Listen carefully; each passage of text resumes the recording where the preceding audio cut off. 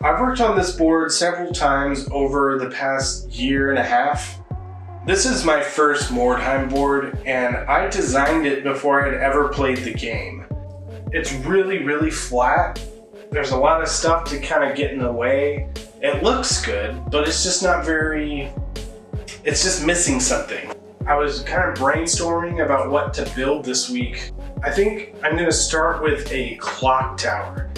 I was talking with my wife, and we were reminiscing about a place we went for I think it was our first anniversary, called Solvang. And they had a clock tower there that was just really pretty, and I'd like to make a destroyed version of that. Sounds weird, but I think it'll be cool. All right, let's get started. Again, I'm going to start with a sketch, and this is overall just going to give me like a clearer concept in my head and get familiar with the shapes I'm working with. All right, so I have this styrofoam cup, and I think this might be kind of a cool starting point for a tower.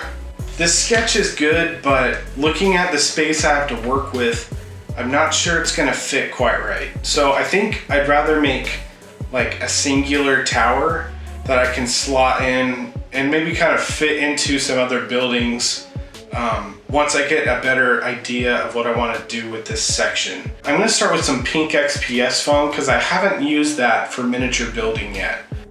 So I'm new to pink XPS foam, and I've been just using entry-level tools like a hot wire cutter and an X-Acto knife, and I've been getting really good results.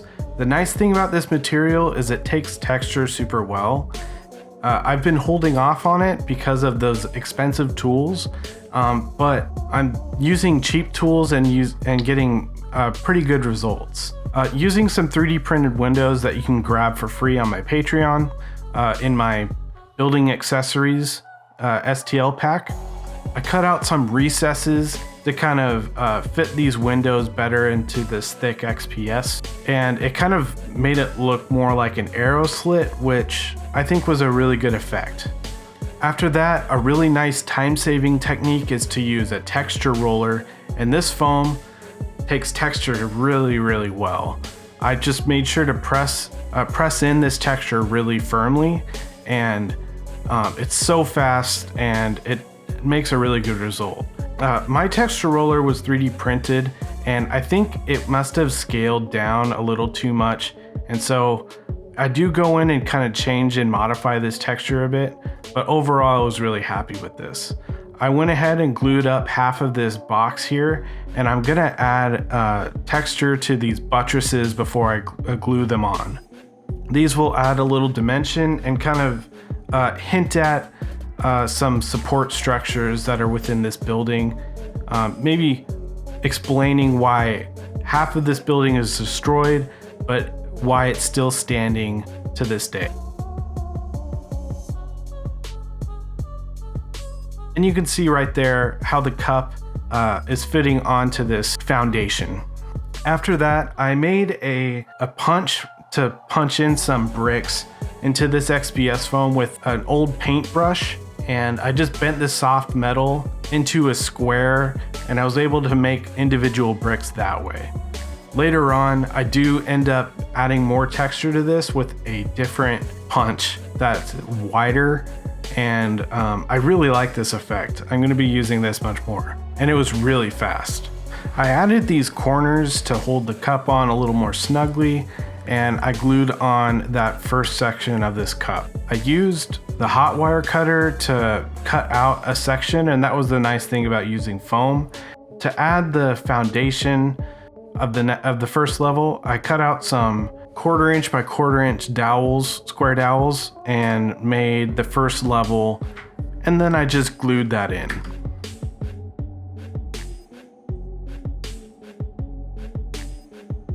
I glued in another section on top of that. Then I made a little jut out onto the side of this, and this is where the clock face will be a little bit later. I added the peak of the roof on both sides, And then to lock in the shape, I bridged it with a curved piece of basswood. For the clock face, I used a laser cut MDF rosette from the Dollar Tree. After that, I wanted to clad the sides of this and the inside with a cobblestone flagstone texture. And I do that using just scrap pieces of foam core that are kind of hard shapes to use. So I texture all of it with a rock, and then I cut them out into strips and then cut those strips into squares, just random sizes. And then I put them in a plastic Tupperware with like 6 or 7 rocks, and I tumble it, and then I open it to see if it has the texture I like. This is a really great way to add a lot of cobblestone texture, and you don't have to be as precise as like making bricks. I like this texture a little bit more actually, because it goes a little faster. You can make the flagstones bigger. I don't know, I feel like having ruins that are a little more cobbled, literally cobbled together, just kind of fit the theme of Mordheim maybe a little bit more. And I really like the amount of detail that I was able to get out of this. Speaking of detail, let's add some more. A couple weeks ago, I made some silicone molds, and at the same time of that, I sculpted some gargoyles, and I was waiting for the opportunity to use them. This first gargoyle is like a hog with like some molding underneath it that I sculpted out of green stuff. This is just a pig I got from some farm animals from the Dollar Tree. So one of them is pretty high detailed, and then the other is kind of a worn down version of that, because the plaster wasn't able to capture a lot of the details. But the great thing about that is that this is the world of Mordheim, so having something perfectly cast doesn't make a lot of sense anyway. For the timber framing, I'm using that 1/4 inch by 1/4 inch square dowel again, and I ripped it in half with a box cutter, and I really like the texture I'm getting from this. Previously, I've used popsicle sticks or coffee stir sticks, and this is pretty good usually, but I really wanted to draw out that wood grain, and there are other ways of doing that, like using a hacksaw blade and running it across the wood, or a hot wire cutter if you're texturing foam, or using a wire brush. But doing it this way is much faster, and it lets the material kind of dictate the texture that it wants, which makes it a little easier on you. For the clockwork details, I'm using plastic gears that I've taken out of old printers for the hands of the clock, I'm using a spear for the long hand and then a sword for the short hand. And I'm pointing both of these at 12 o'clock. Meteorites hit Mordheim at 12. Usually all the clocks have been frozen at the time the meteorite. So I got self-adhesive cork sheet from the Dollar Tree, and I'm using scallop scissors to cut those out. Between each scallop, I separate each shingle, and then I can peel away the adhesive backing and just stick it directly onto the build. After that, I do all the shingles at once, and the adhesive isn't strong enough to hold it permanently, but it's enough to tack it in place until you Mod Podge over it, completely sealing it to the build. And this saves so much time. This wasn't so many shingles, but I was able to get this all done in less than 15 minutes. After having all the texture and the details down, getting really excited to start painting this. While I had the Mod Podge out to seal in the roof, I decided to go ahead and seal the whole thing. This is something I don't typically do. There's less risk of something going really, really bad. I got a comment that said I should probably try to paint a little better in my last episode. And a lot of that has to do with, I work full time, I come home, I gotta be a dad, I gotta be a husband, and then I do this on the side. That's not really a great excuse. I do need to improve in my painting, and that's been kind of in the back burner.